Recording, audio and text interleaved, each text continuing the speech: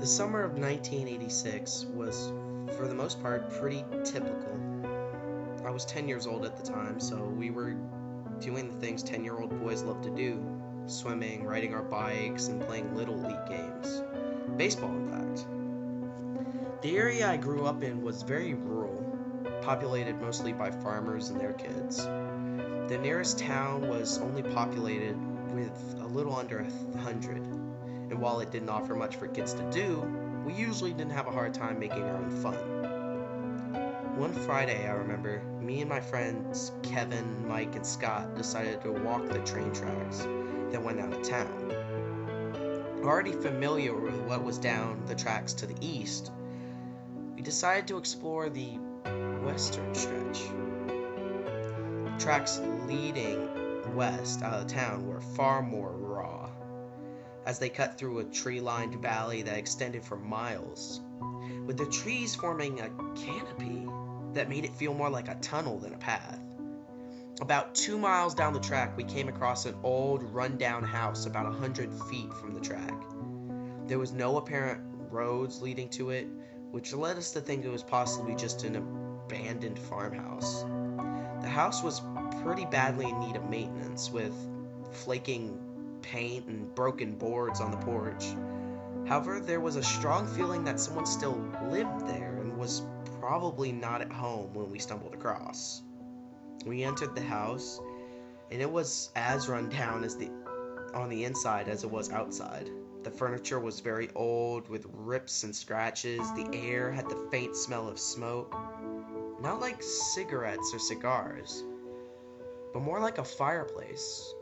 But I didn't see a fireplace, or even a fire-burning stove for that matter. The wallpaper was faded and peeling away from the plastered walls. Lots of knickknacks were on display on shelves and cabinets.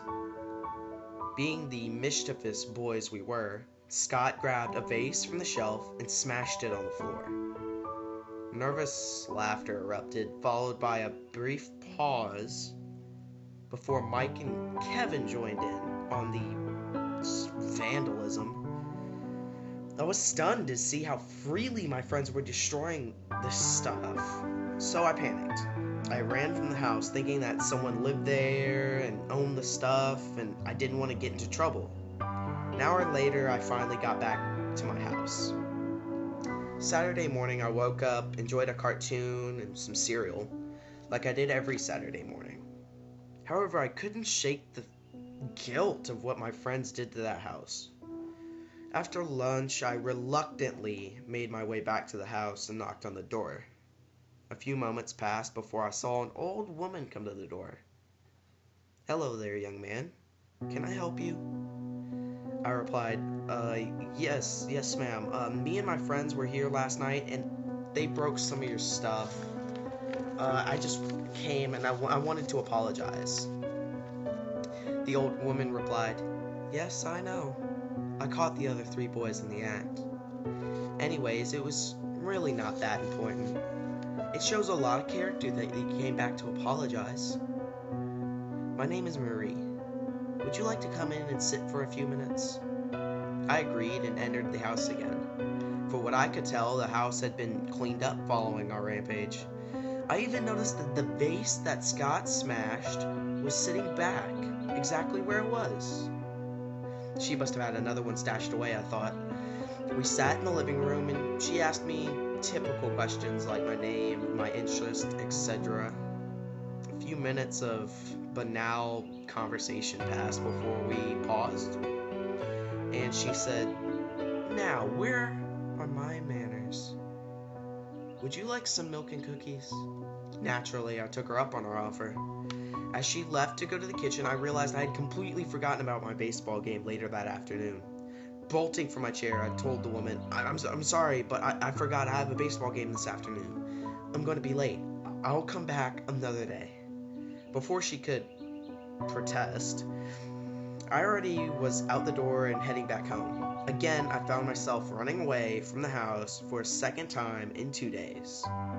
I made it home just in time to leave for the baseball game, but we had to forfeit since my friends didn't show up. They must have been grounded after getting caught by Marie, and she must have told their parents about the vandalism, I thought. After spending more time thinking about how I left the day before, I started to feel guilty for leaving the old woman so abruptly, so I decided to unburden myself to my dad. I expected I explained what we had done and how I had gone back to apologize. My dad looked at me with an unconvincing smirk. Sure you did. You were in Crazy Marie's house, except that about 40 years ago, an angry mob barricaded her inside and then burned it to the ground after the bodies of 7 missing children were found buried on her property. My eyes opened wide in a combination of terror and disbelief. Perhaps my dad is just messing with me, but I still pleaded with him after about 20 minutes that I was telling the truth. Frustrated with my tenacity, Dad said, "You can still see the graves where each body was discovered. Let's go, I'm gonna have to show you now." Reluctantly, I agreed. We arrived at the house roughly an hour later. To my surprise, it's exactly as my dad said. The house was no longer there, only a foundation, and the burned and rotten frame remained. Did I imagine the whole thing? My dad told me about the history of the house and the tragic story of the grisly murders.